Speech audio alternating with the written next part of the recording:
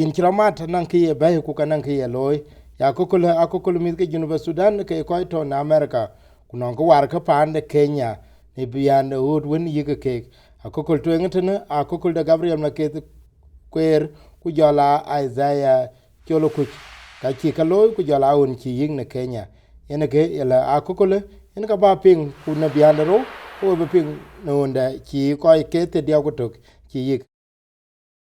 ke lor ene jan ding chang ko te wai ka ko te na e won tong ka chen wa ka ben e ko le ben wa ka be jam tin ne men e won ko yun ye ko ke pa ni Junuba Sudan ala ko ba tin ku te ka jan tin ne pa na Kenya ko ke yi go ne e ma ke Kuer Khor ken Isaiah Chol Chol ke ko ka to ke chu ne run ko bro wa ti la kalo yenan kai bi ne men wo be jalatin ko to ke ti jur tin men ai Junubin ku yen ke chol nom won ji nyai lu ku nom ji nyai ta yen ke yo ku le kene wo ko won to ne an to wo ka tin ya ba ye ke chol twen yen ke loy ku yik nyal yen ke pet ye ko le ka chu tin ke do ko won ti lon den ti loy an be jalatin ku ka balatin ut ya ku kul de yengo an be jamon ran to ko won to ke ki chen ku jala ke mon Kenya ku ko ke chin tin ya nu anan ko ke jeng ke to tin ana jan den chang go cha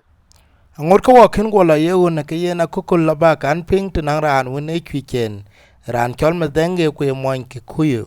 ma de ne chen ke ma ken ma ke Kuer Khor yen ka to ke chi ye loye be chala twen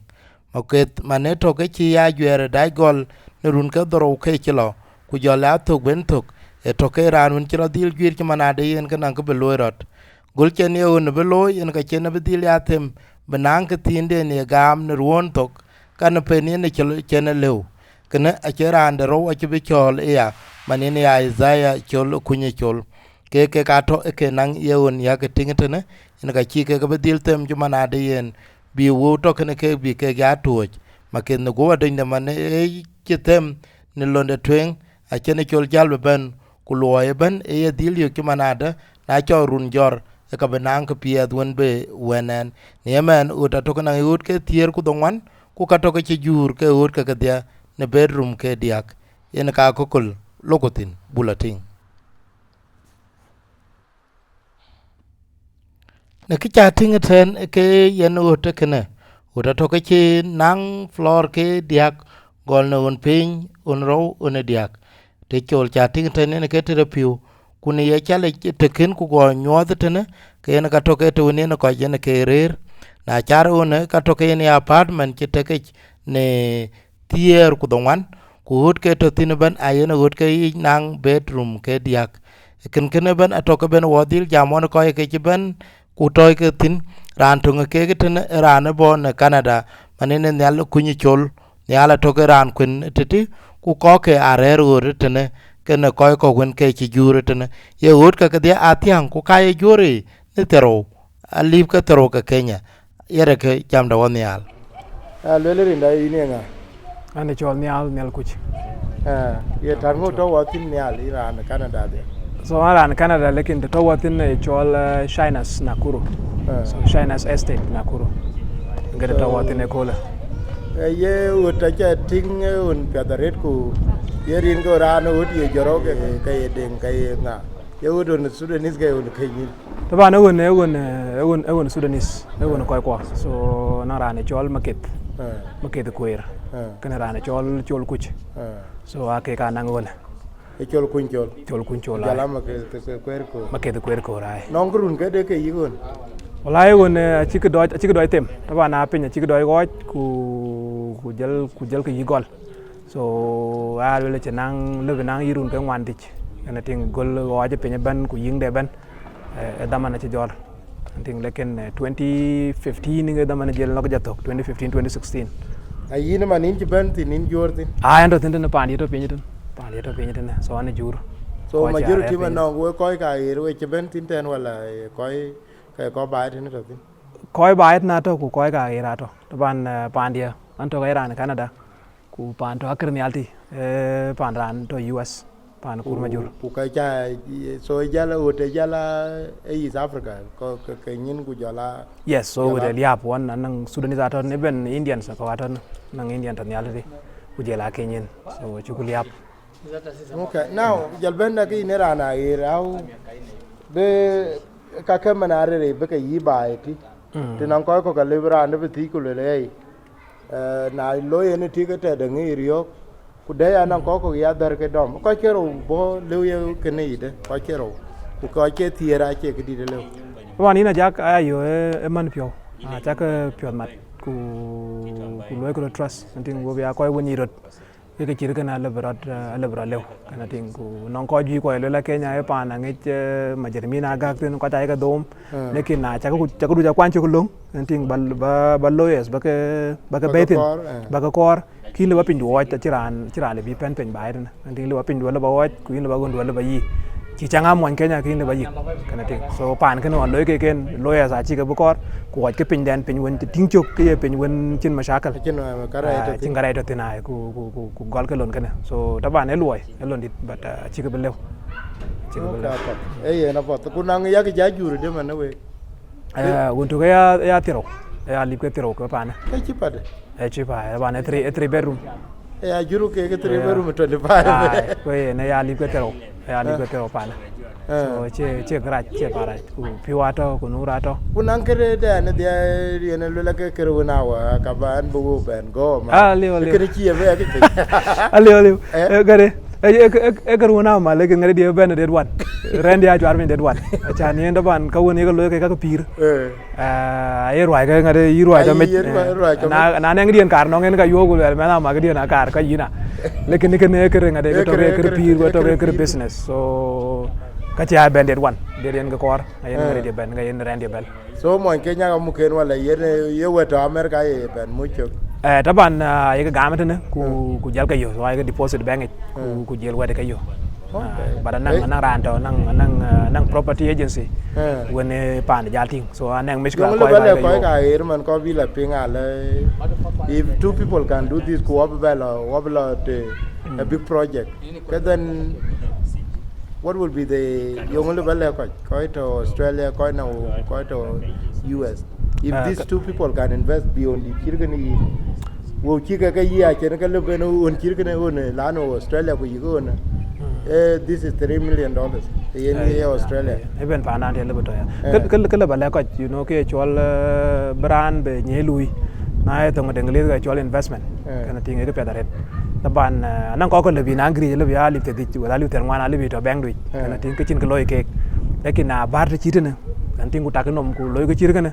ke ka lebi yen da dida ko la so kana an ko jin kharet ko ko antor ti na neng ra nang ke tin den to kan tin ke du ja re bank ja chan interest i bank yenin ko ro ret ku na bo ko loy ke chir kana man ke dit man wer ke man changa ta ko lo ke bi ga ko kan wara a chol ke garab ke bani Arab ga bani antim biko pinye la colonial elu appreciate pin on wa ke ken prize man na beto kana prize ko la na pot en ga ka bala le ko Canada ting ke lo ra de abale ke lo ting lo ra de ken en ke lo ai kan nurunu bi ana buro ku tongwan manine to Maketh ke chi ya jwere ke chi tak e ke ye dilio ke mana de yen ke bran won be kon be yok pande Kenya kene ka chen James Madenge man to ke chi yen na jwere yingo wote ku budot yen che beloy yen Madenge dia jemen ke yen na ngajwir gi lo ke gut chi tole e one jam da ke one yen you are speaking with James Madenge.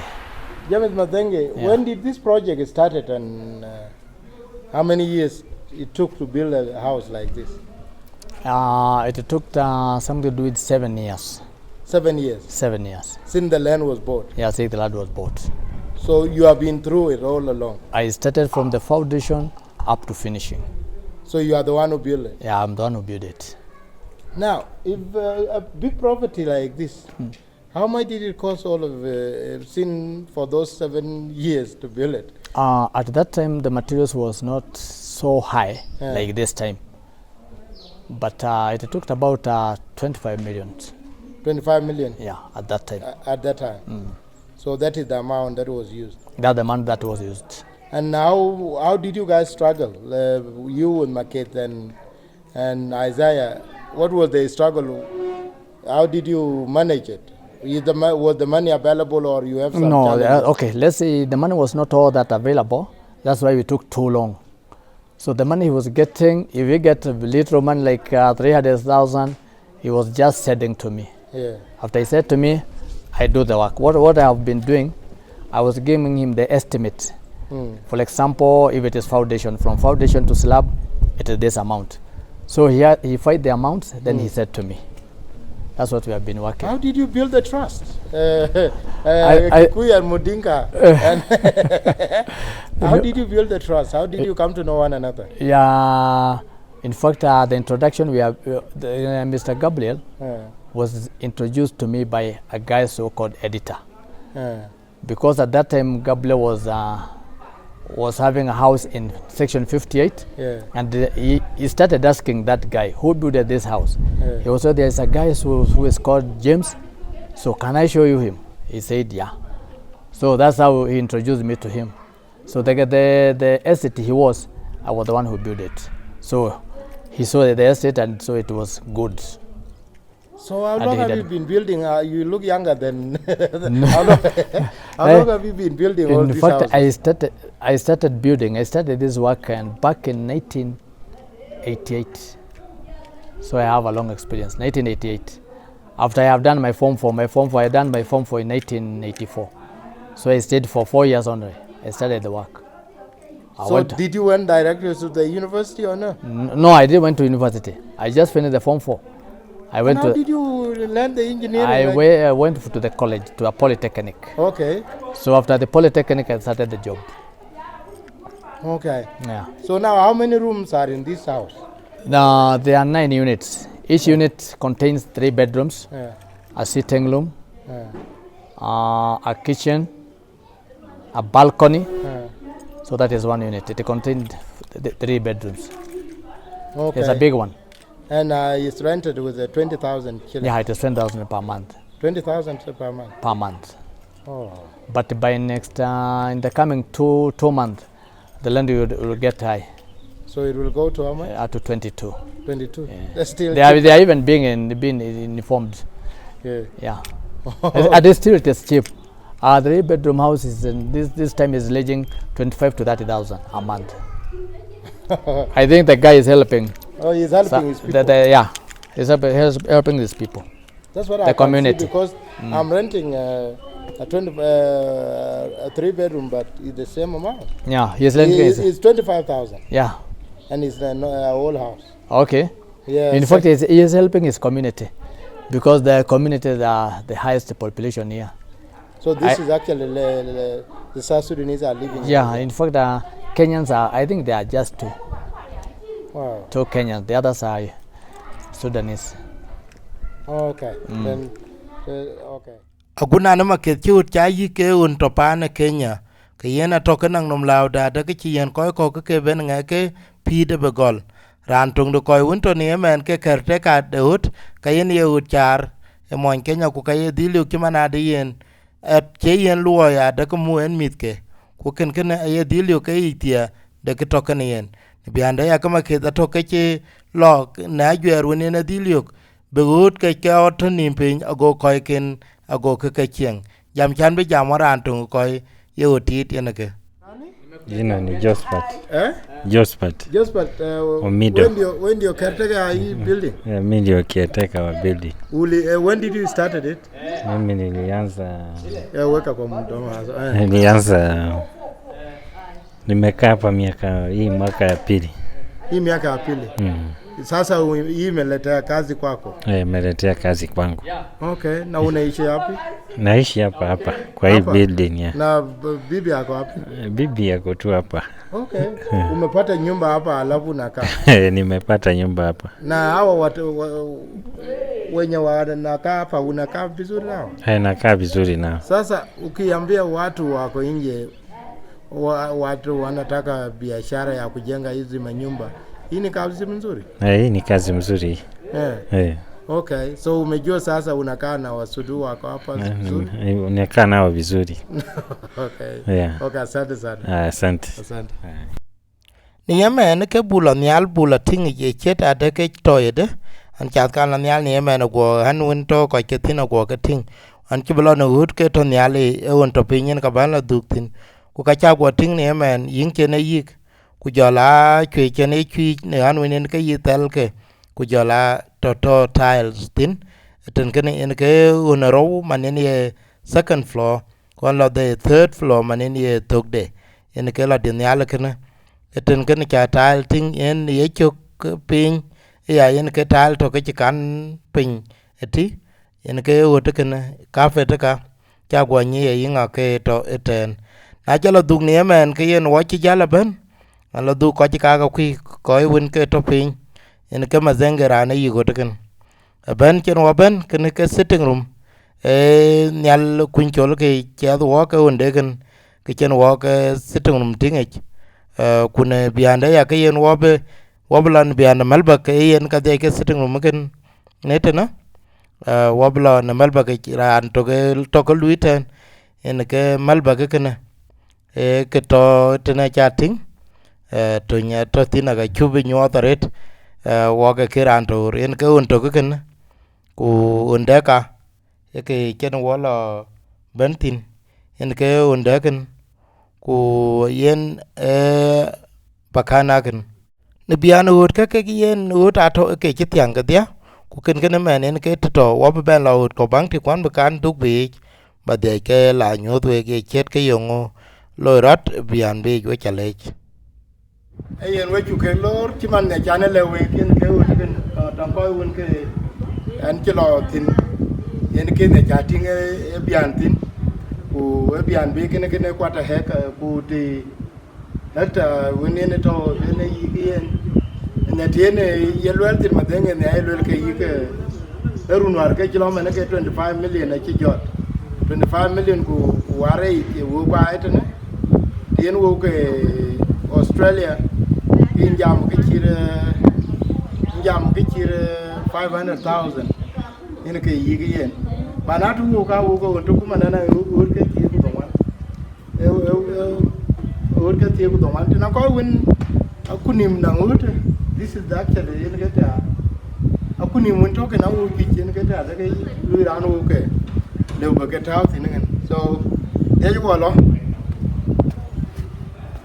chi man ni chen pan ke nya to ke yen pi wa dai to ke da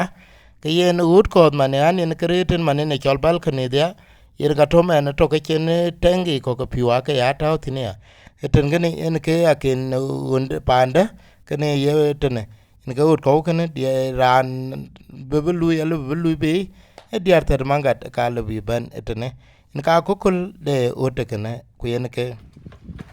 aguna ne kirun ka doro cha thul ke loy ke yen yemen Maketh Kuer Khor ku jala Isaiah Chol kun chol a to kan ke ben ke dol ke bian ku un ki loy ye un to kan yut ke tier ku dongwan ne men a to ke chitok ku yen a to ke chin ko tin yemen ko ke Kenya ku jala ko ke pande junu Sudan ke ka ye jur ne alip ke tro ne pe ku ken ken e bian de kwon a de ke yen ye ke loy ka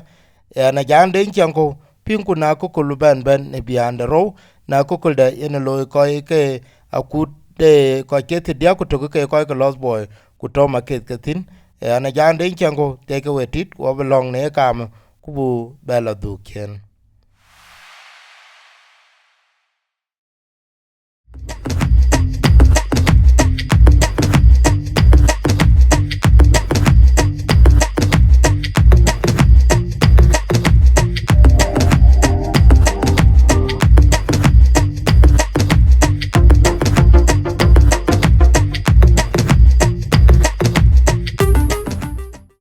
na chi chol ku jola Maketh chiun twen ene kon ki yik man ni apartment woni ne chi nyot ne Nakuru te chol Chines ke yena to ke cha gwer jore chi ban be gol chi manade ke be pin da bi wo ku pen ken bene ke ko bi ke dil kwoti ko yi ke dil yo ke be ke cha lu ne tok bi a gwer jor bi bay kene ne runu bi ana bu ro ku do wan ke chen ke jam chi manade ke be ko yi ke tin ke lu bi lu ke ne ke bi ke bay na ye pe ke tier ku ke kilo ka pe ke tier ku ber ke kilo a chi dil betem chi manade yen ka gwer ben ke koy win ye ke gam to bi ke dil kwoti ko ke ti dia ku to ka to ke chiro bi yok ku yen ka chen ke bi jam ku la yen wo be penye bula och pin ben wo ut abu ke yiktin ne amat cha tingetene ke yen ji jam ke ga ke rin be kwan ke ko winto ke ko ni rot ku yig dil yu ke ka lo bi luine tok ran to to ke bi ati kine de ba alib ke tier dollar be ke ya kut ne ruon to go ben ye ka ke ben ke ga be ke kuti ku ben ke akut ki jal bi chak ke ne chol the Cush Capital Group yene ka chen be ben be akokol de ne ten e gorod ne ko kero won ki ye won twen won ki lom ku yika ni ye ken guden ki cha tem ke ko bi ke be tin ke ko won bu lu ke ne ke ken ru ne biana buro ku tiera ke rod be lew apiat no ngo ko ke ki ke dil ya chole ten ku le ye ken bro lo ya kin begam na jweri ke dil da ke ti manade e ken a ke le benang to won be ra lewtin ko ato ke ki be jale ten na de ke ko won kin pio dak ne ke chi tin ke chi lo twen ke yi chol ken Maketh a chi be de ke tem ke ya chi manade ke be ko bi ke dil ben chole ya kana chen ke be dil gol ne rune biana buro ku tier ku di jon chen won den chen tok ken kana chen ke be jam ku lel ka ya wo be de ko wa la twen won ya gere ku ne won chi yik twen won ne chu nyot manen ki be ya chol ba mat apartment atoke na nge ut ke diak ni emen ku kene akine ke pio be dak ale ke ben twen kene ya gere ni emen ke gato ke chipe nye chibidil tem a chiboch ku ne kene a chen ke ut gol ku a gere Kuch Capital Group e be lopiat ko ke te dia ku to ke ka be ben man to ke ngar ke ni emen ke Maketh ke ni chol ne gul chen ke gol ne ki cha ting no website ne jiten e ki manade yig dilio ne gulden bene ke ge on yig ne men ka bot ke tro ku bedi on to ga ya na ut ke dik man pa bedroom ku ne te ko ke ye ut ka ato ke bi ke dil jal ting to bene ke lo tin bi ke jor ka bi ke ga ti che lo ti chen tok ka ke men te ne ke chi wo ga dil tem ne ko bala wana ran tung den da kut ko ke ti dia ku tok ku jala ran ne yik pin ken manine chol James Madenge ayen wabla ni chare ku tenga to wenler watin ku ba ping bianda kokol yen ka bo etene wede ko ping ena jande chango kuloku ne agwere yen tan ko wen che won ne tin ko jalamen wala tere project ene dita yo ke chi ko ke Kuch Capital Group chi loy kena bena kokol de la wo kena kokol ne Maketh kene cholati no ngot ka bla ji watch bente chol joro ne men joro to ne Nakuru a ko ni to le Egerton University a ye ne tene ka le wo ka wo chat mane ngoro me jigen ku ka bu jala yo ye ngoro ide so wo ta to ke chike yikin kwa kokol Capital Group ba ya ben yero ka ma so yena ka watch ben area ande ne kiti ko ke Kuch Capital Group in area ande ne gen aler kan ka to ben kan loy e trang ne ne kan de watch ad men ne pinye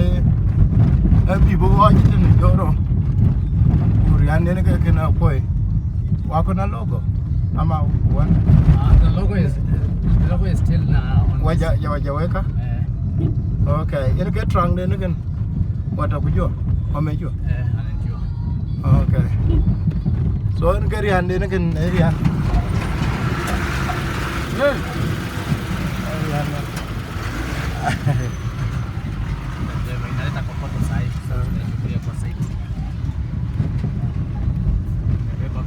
Hata imefanya mzuri sana, mtaichukulia huko. okay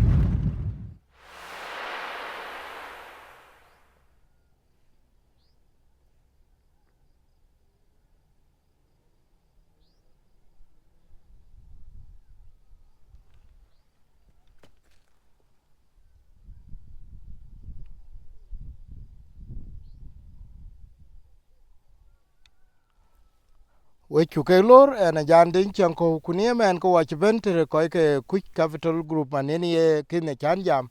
ut yang ke gitene ke kai ut won chi ke gol ni yig ne men ye tin ken ke estate ken o je ke cha ting a pek tok pinyeti an ka bi ne men ni joro ko ba jalo ko wala tin abula nyodo ge chet ke ye te yinde kan a ko ke te dia kutok ka ke ke golala ku kai los boy ke dia ke ga to ke che pinya chi yi pa na Kenya ku ne men ke thio betok ni jame chi wa jamon ko ji ke kun ke chimana de yen ye ten kene abi nang ut ke tero ku berman ke ga loy ke kuna lo wu le ke lo anong tu ben ke u bi ke yok ka bi nang ut ke te de tam a to ke bi ke lo ke ut ka ku ka bi ke jal ben a cha go ting ne men ti chen uch ti chera lo tin ku pinye ke kene pinye kalanjin man to ke chi jala pande joro ne Nakuru pande Kenya ayen wo kan jala tin ku ba la ting yo ngi cherke lorat ni men ko den roko ku rongun yen cha ting yen ka to ke den bian yen kwan ku men anara ni lele iran pan Australia ke mon ka waja yen chetne yen ka che dil tem be ben woj ku ne ye wonyen yak ting men yen lere ut ke bokui yen ka wonden yen ka to ke ne wabla tin ko de ka ba nyut we ge chetan ngon be kan lo ko ran chat ke ne antene en yal kunyi chol manen mane yen Isaiah cholo Kuch Isaiah yen ka to ke ran tung ko win to ne lo ni kuch nyal abo pande Canada ye ken en ke lo rat ut ka ka ketene ke ka cha ke ting te ke wotin kwan bi jal kan ko ba ben be ku ba ke nyut ayen de ko we dai yer ke en ke to wotin ran tung ko ke te dia kutok ke to ti abi wala jamala yen we chale we cha ke lor ana jan din chan ko ku ne men ko wa ben ye uto ko tine ku jalate e pan ke nya to wotin ko ke yi ke na ko ai wet ke los boy ke ka te dia kutok a to ke ke yi kuot ku ya jera chi dai gol na ku ku ne chu kan gir kran tung ko un de ke to ne a jera no e ma ke de Kuer Khor ku jala ko ke los boys ke te diak man nan to ke ne ya za cholo kun chol ku ko win ben wo ke rin ken abu ke jal ben le we ka le ne ya to re yen elo ne ke chol ko chi ke chin mat ye pinya yika ku ka lel ke chi mana de na chi jal to e ka bi ai ana ge un ana ge ut ke di ut ko kana ut ke di ai ko le bi ut ke tero ku bet be ke yi ke ne ku ke yi dil ta chi mana de ke bu ut ke te da tam bi ke yi ne run ke ke lu ne ma na yi ko le chi ke chir biana bur ko bor ke $1 chi ke ku te ku ke ka ke lo lo di chi gen o ji ke cha tin to ti o che lo o ja to chi ne ti ku ja la ke ne ke ayer wabla tin bu la bala nyot we cha le o ne yen ko ne kan gut ne rok to ne men ku yen ka to ke chi to ne ot ke wan ke ka chi ne men yen ne kam tin ko wabla tin ku ka bu nyot we ge chet ke chi ka de ne te chen wa ko wa tin man ke yen un i ro ku ot ke ka cha ke ting en ya le ke ti ot ke wan ke ato ke ben be men bang tok ka le ka be ato ne tier ku ne bang ka be ato ne tier yen lo ku on tok da bu ting lo ku ne bu cha ting yo to tin lo yen ke ken men yen ke to ken yen plot of pick tok pin te te ken tin ku na lo ben a lo ku jal na chi lo tok ko nda betaw un tung de ut ka ke tro ku bet ben a ben ut ke ya nang ro ye tok ku be ya pin ye tok yen ke ete wo ka lo ur ka yen kamera be de ke dur wira mat ken yen ke sitting room gen kuran chat ken ent ne me zenge ke chat ken en ke ran ke yi en ke engineer yi ke geten ne biane te chi nyoten ke yen ke dining to win ben ya chamtin un pin ni ken te to ko pin ran tung ben wa jam ke ken malwan ding bul ko ben wa jamala ke ran tung ko ke te dia ku tok ku ka bi gwer wa ga ku kul den gora de ni men ke tene un tare ke manene kitchen ku jala yan ke to ka ku nyal yena de ke kar ba te ku jala te piu ku yen ke un jitio ken betok ne ur ke dil ni ci mana de ke kanang pe ke tier ku bere gole gol ke ka ken lon lui ke ni yemen tene ke magden hut te de to kitchen ku watch ban be yemen wala onda pakana ke kene amam un pe ni ken pakana ka ken amam ku wabe ben lo ut un ko ke bai manin ya un di master to nyal so ka bula tingale un to ke ke ne ya so yen ka jala gulo ut ken wotro pe ke te wen yen ala tin ke tautin ka to ke ke yek tin un ter ka un lu ba ke ben ku yo ke te ne bedroom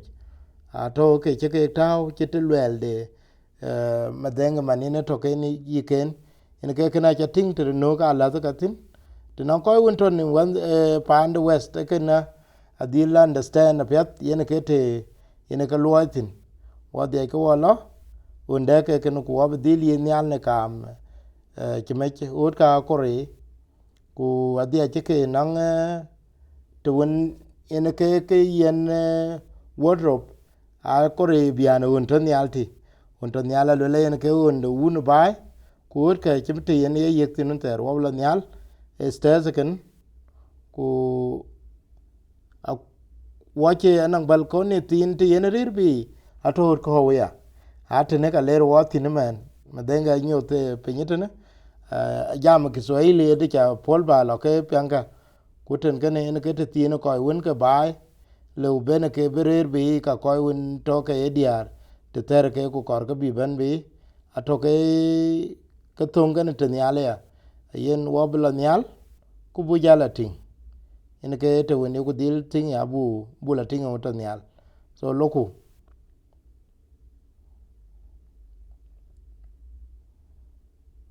stes ya tal je taut ne yen tal pet ku ajal ku ke kaka bane wo de kan bai kon ka yer ku ye mana de yen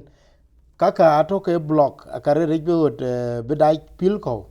ka bidai kwem won en ke on to ko kana won da kana nyal internet ten gena ku yena to kana ngamam ko anang toilet nyal ku jala on di ne gon ko ko ba yen self contain tene ya ebal ko ne woni ne ko to nyal ne ke retin ku tene study room ana korbo wel ke yetre ta ke kal de ke le wagen ti chatin ko ti alwela ka bene su ka belo tin te ka jri ai abene tung ti ne to ten tu ka be yiten ku yen ka bene ko to en ye ut ke in ka be ke ka o ti na chi beret gan ko gun to che man yi na kuru chale ka gan ko ke su to te meida yen ka to ke tang de ke ne ya bi ande ko pi wa chi ko we ti a yen ten gena be self container che belo me pi ya pi ke ba iti ka pi ka kuma on di te ke ken yen self contain ade ke loy ku anang pakana de pe ku mam de pe ku jala wardrobe ke tin ku yen ka ditech ne hote ku koy ke ba ya nang te den lu ben ke ari ke tile ke ne pakana ke na cha gotin ku amama ga tin amama wa ka lom ku mat ke akin ga jal ben poi na jal ben career bi itena teneti en ko bai chen ke rer ku bi jal da ka lorot bi da be ku yeni lo ba madina lo batingeten na ja kur ga madina te manina na kuru ja ga tinga ka lo ba go yeti eten ku palingen pe ga tin kur bangti ayen atoke chilo yign lo thon nom nyal te wona de ke yin dai ne madina de rianti ariane wo chenin ka ya tanang ma denga maninang company ayena to ke jalgo ko ni men bi ka won ke kor ke ku ken gana to ke chulon de na che cha dalik ayen in ke loy ko ke Cuch Capital Group ke na wade ke wala no hoti ku enan bi jala du kale ti chan hot woro po ka ti chen we ke ting ke hot ka a chi ke yig bi ke chen ato ke ko won to ke ko ke tajer ana lo ye hot ke le ke tul ke ka bijal tak ka bijal nyu ke group ka yi ka put And bi then jal on the tingi top che also ro they ka got ba another ka toilet. bi ke ga ka bi ke ya jore there are 3 toilets. ti man won chen wa un de Okay. ma ke dun ke ne chol ti chu ting ana nga yot ke tier ku And this is the power. man ne to ke od won nang ke ka od ka dong an nang ke to ke dil kon koi won to eten bi ana reden ku ka ye jore I think when I was wato na lip ka tero ke ka to ke ud winter nim pe ni men Iran jor pande Kenya when I ler watin ti et wena ngi piu chen ke piu we tina ka bala ting yen en ke to ke le ke ben piu aka we dong ye manene masura ku ke jal du nom ake ne ka ba kan jal tingeti ku karaba to ke ben ya nengo akor bi piu ken pe bi ke choto ana ye piu ko bai ben yi ke tem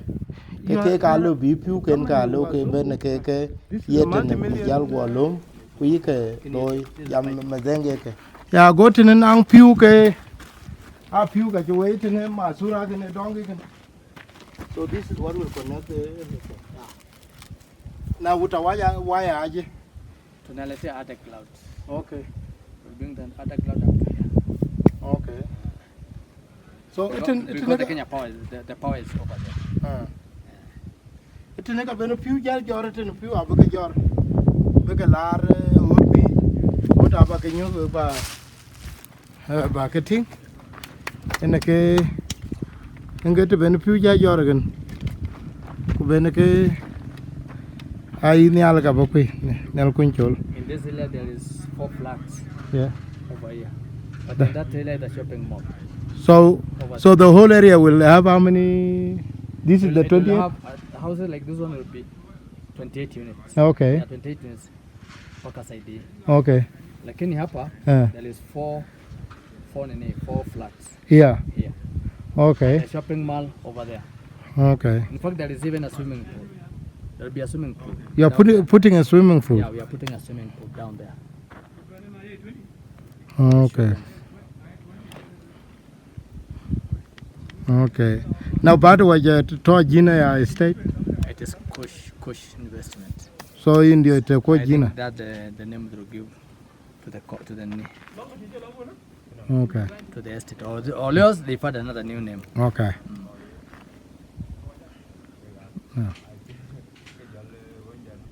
yen we chu ke le we koy be ken la ping ni me ran tu koy ke Kuch group ka Kuch investment a chu yo ke tene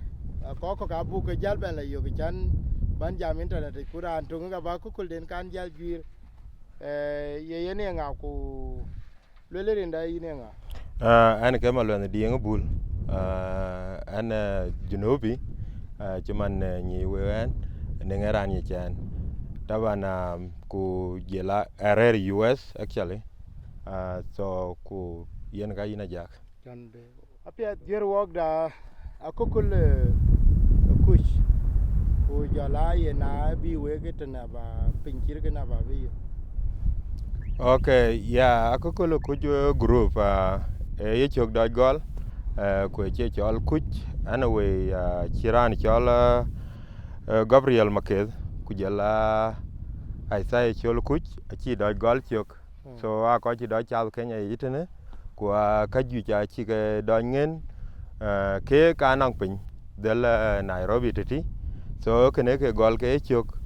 so awar ke ka bi jalo ku jal ka idea chir gane jal la sale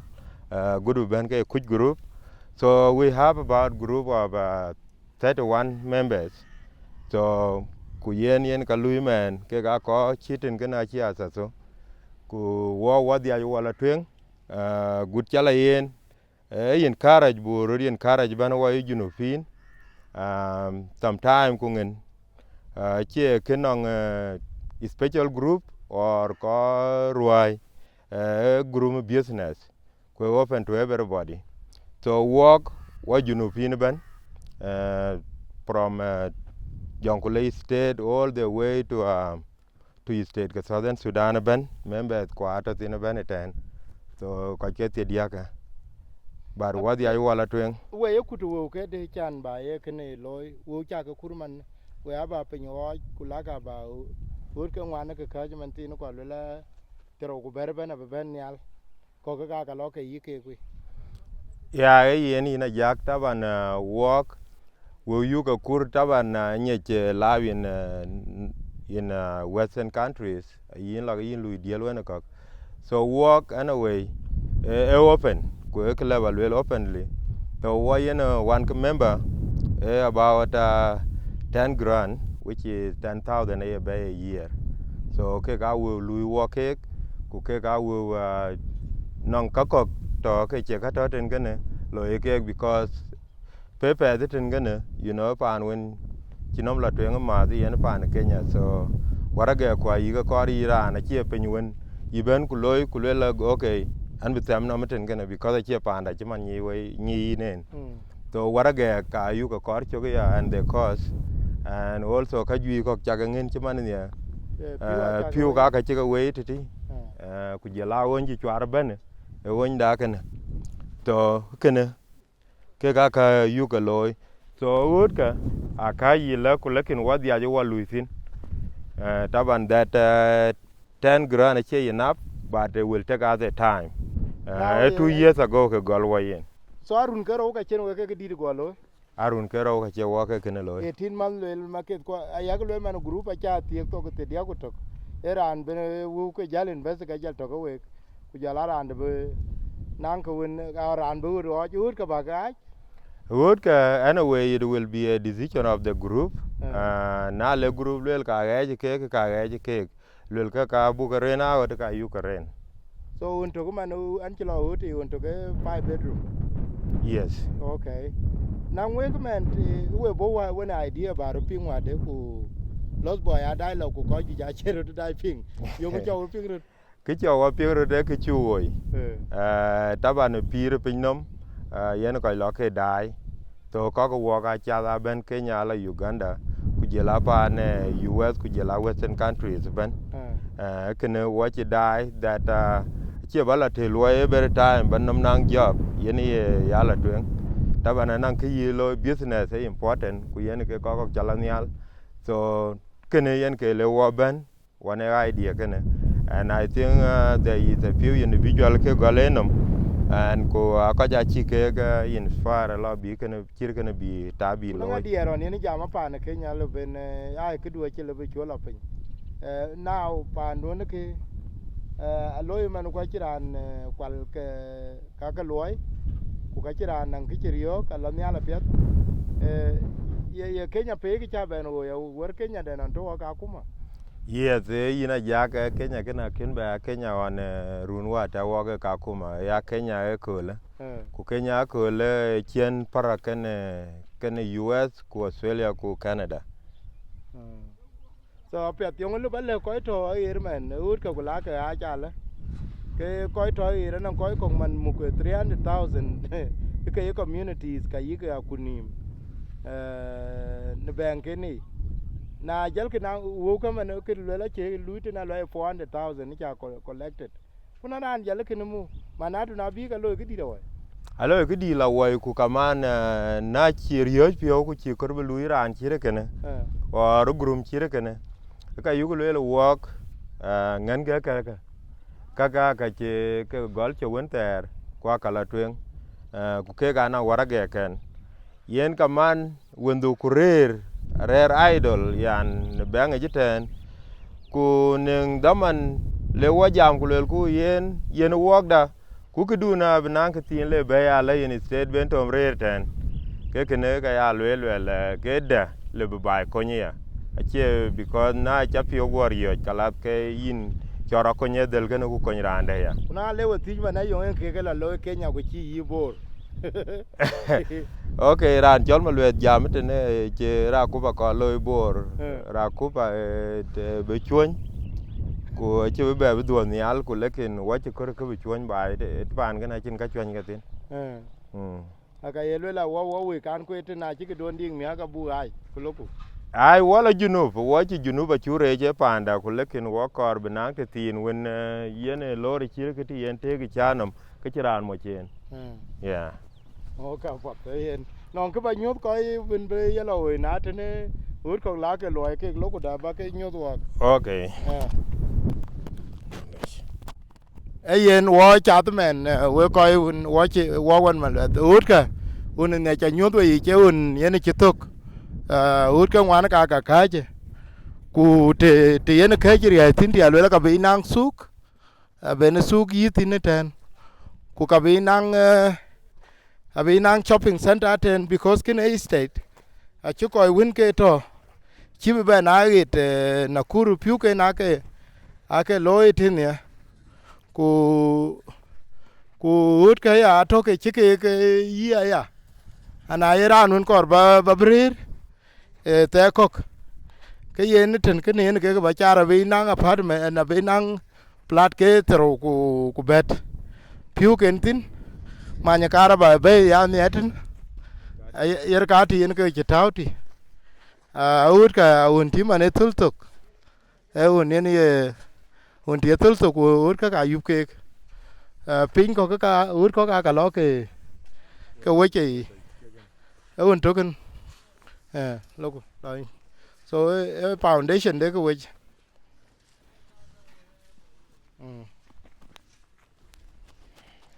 Yen kene foundation one of the wood ka bi chere wood ka to pinyi ten kene to bi chen para kene wood chika loy kero ku dom to ke wood ka kero la te ka ke foundation ke la da credit a wood ke tier ka ke ba ut ke tier ka ke ka bi lo ro kene ich ro ku to ke upload to ke upload wo ke ke ka te ke de la kene wo e ba ye to kene so won kene le yi le tok nia ke won kana bi chwanom nial to kana bi abai ye to krote ken e bai rate to kana won de so you can see get a authority ben ria yalatin ku pan kana be tok tie ya so ke we ba to pan woni ti man ko yen ma denge man ke you yen ke ran don lo yen to how did you guys find him? Oh, this is a wonderful man and been working with Maketh and Chol Kuch. So he's a most trusted guy. So he's the father of everything. He's also give us advice It's of a the difficult elder. thing in a Western to live in a Western world and live and have somebody who is not related to you building everything like this. I don't think I've ever seen one like that. Is that something that you just you know it matters to where you came from. Yeah. And how you are brought up. Okay. Yeah. So now you got brothers that trust you more than ever. Exactly. Okay. Take us around. So there will be 10 houses along here of the same 5-bedroom. There'll be 10 houses, yeah. Okay. 10. And another 10 houses over there. Okay. And another 8 after that. So that's what make it the 28. Yeah, then we make it the 28. Okay, 20 to one. Let's see the electricity. Nial. So. That's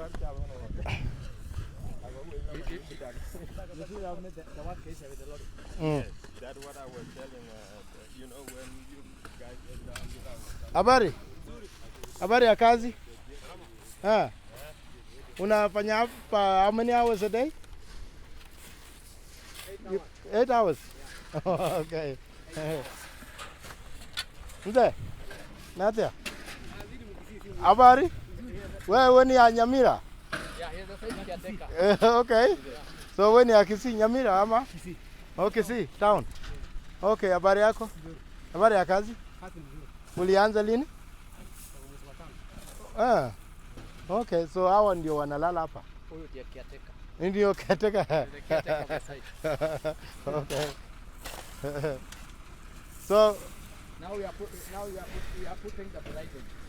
okay, area ndene kine ya wewerka area ne eto tamezenge kwa chi Kuch group ya achi oja go kake na gero wada achi wede. Yeah, Arian kene wa kwenin ga wa ku alip ke tero gudiak dollar ai. So watch tier gudi ja chu chwar pen ku tie ku bera dia ga lui watin na bu dia ga kan ko pen. So kwa lui walk man. Lui work already. Yeah, so Tajir taban tajir yin lo yin kor to bin cause loy bin tege so war yo wala jure e yo wok loy re so man tio ka kwa birian kene ka kwa bay apia kuna ti me pinki yo ngobla ti to me pinki ake ur ka cha ke ga lo so tier ti man ye wel tier cha ne tier bla la ta kereti tier ba togla gor penya be to la gor penyati so ku chele jiti na jawa chele yito ne te yar ya cha tin yen ke dele te ur to ur ka to lo abu chome tiema bu ka chome kam ga ur ku chara bu chom yo tim na apia kuna ki na le jinu bilela mi ka wara met ko bagada abu den ku bu jalben ngati chan taw ko ke tin ku bu jalben tengu kene tajere men ko ka chu ga den men alui man tiyo kun kurana ye dom chiran ye cha yote ti alui ye ta we se day so you get pay so chin denta aka chu ga ye ye ne tajer so acha ben won wogu yin yogondo yin mukta ko manana group ke ni amar Australia Canada ku ka kin ke chir kin akin ke lo yo de balle ke kar balle ke taban kar balle ke kulel tajer baris balom yen tajer so ris yongo balwel cholo ke diene loy ku bi ben out here to Africa bi belui because I know for yen chir kana daga chuloi US or Canada or Australia so chule bulle alwe estimated men ke ku jalgo atong da pan US chan be wonye kala pin million ke de mari mo kara ba wonye be kala pin lo na ba che wonye pande anti jolo wajam I think project ngene ku pande anti e ka level i 10 to 15 million dollars 15 million ben be ke be lo more than that yeah a little bit 15 maybe I underestimate 20 because when you think to with the concrete who ko na balang da chanyi cha team team lakini unti concrete like that can be on the alpha na Australia unti man 700 600 okay you multiply by 28 so multiply by 28 wallahi ka lo 30 something yes and then watch alone can watch alba taw won chirkene Australia kere ko kwet kana ngai karaba kana loret nam karaba kana no karaba enom so he's already no we didn't install the power yet down there so but we install soon so kana you will protect this now here what I will like 800,000 kuma ne yete alula pandi no kana ngade 120 $120 US. Yes. So that is our. This is a 5 hectares of land. Yeah. So 120. million. 120 million. In ke wajipin. Yeah, 12 million Kenyan shilling. 12 million Kenyan shilling. In ke wajipin. In ke wajipin. Okay. Yeah. Kuma ne pinye ya gali man because of. Elanial because of this. If you can see. Kiloiti. Yeah, more than kiloiti. My Australia. My Australia kiloiti. Yeah. Yes. So Australia. And yeah, they are here. Even the one half a hotel down there. Okay, Australian. Okay. They even know our land than us. So at the then walk that okay walk. So Australian ka juventin bi. Ka yeah, Somalian at a county. Kuwe ka ke Golden. The other Australian guy down there. In Gagole? In Gagole, and hotel is there. Okay. Yeah, and the hotel is even expensive, $100 per night. Can you imagine? Okay. So okay, you're a pot. Okay, you're not a nyal walker. What you jala Western world, Australia, Canada, USA. Where the USA our work? Koja our war but I really we ko ke Australia we ka rot paro chan ko ju ko to Canada to ke mitukul ka ko families ali or ko won jalo ko lu ali but I'm challenged by the way I've seen but they challenge no what ya ko way monjang to han won career I think a challenge ku ko ka wanyot dal so rana bejal dugumane ku run yang yito ko euro kantin ku nen manatu mo Australia to $1 million alle ben kichir kene $1 million kin wa di di ban pagang di ban du ban di ban du chan pe 12 million shilling alo Iran ang pan kan nang kedenti so ran on we bai kan pan kan yen kan nang pinti lagi na cek aja okay ran maybe evolution soon now kuna we when with the guarantee now we can nang pinti kan we lo ba wo chan pindet na round yes okay the land is still open, you can find the land. Bana kuma Kenya near investment rate. Ja waragang tulum so waraga cha lum Kuch investment. Waragang we're working on it now. We are in the office, so you know process. So okay. Lekin land ownership ki kin lo pinyi wunta. Atakan work. Okay, kero investment yeah, group. like we have to put the name Registered company. Registered company. Like the title deed. Yeah. Yen ko bikan bijalo ke kero Kuch. Yes. Kuma natorin ke ran. Yes. Okay. Atorin ke Gabriel man. Yes. Okay. Okay ka bot. Na bot. We cha ke ben lor we ko ping ni men ana jang ding chang ko ku jam chen wa jam ne won ko win ke nang ke ne ko ka ba ke jal ben ti to ne Facebook ku ne won ka na ko tin men ke 5 bedroom nang ko won ke che yu ut ka ro ato ping ne dai ne che we dai ut ka ro ato ping ut ko ka to nyal nang balkan ne iter geno ku tingen la en ka won ti yo ke ne to men ut ko ka tiera blola ku ut ko ka abla toleti en ke te ben ke gal ben lo ut ko kien masura te ben piwa ben be to ke weye ti ya piwa to ku jolatine en ka to ke ben tu ben lotin ayeno woni dia ju we ping pe ut te de be ko a chi nin dia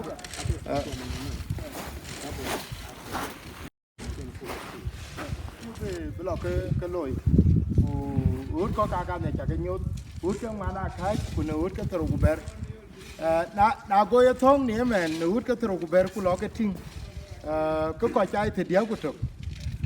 của cái này ai nó nghe cái lip cái tier cái gam run trục của cái phải cái tier của bed cái chỉ cái lối nè men mà này nhua ra nó cái lip cái tàu á chỉ cái gam út cái tàu cuber cái cái urka katero ku ber ku lega ko kira to kol mo zena ngutin ake dungu ka ke dia ke ka kinot ku na lo suk le ko ya ko ke ya ke ga abanang te den ke chol nyai ta ku jala lo en ke ke ne ba yen akukol eker ko ke los boys mit ke te dia ku to mit ka pande Junuba Sudan ku ke ka to pande America dan to ke ne ki wa jam wan dia kan ko jamana Isaiah chol kun chol ku jala Gabriel Maketh Kuer Khor aba ke jal ben be ku ba ko ken ne yen we chat ko ke yen ke chol real de pio jamana de yen a cha woni ko kana ke lo ko ba lo to ko ken men pa de Kenya lo le yen nang nom law a de ke lo bi ne yo ku ba le tem ba pin duo ki kina ura ko kinga kor ba undu ba yik ken ran to ngene yigut kan ya acha ping en ko juku ne ben kan un tu ngun de Maketh yen ci kan yik en ke bi rang wek ne kul we cha ke le jo ko dai ku ko ping en jan den chen ko ku no wo ben yok en ka ko le gen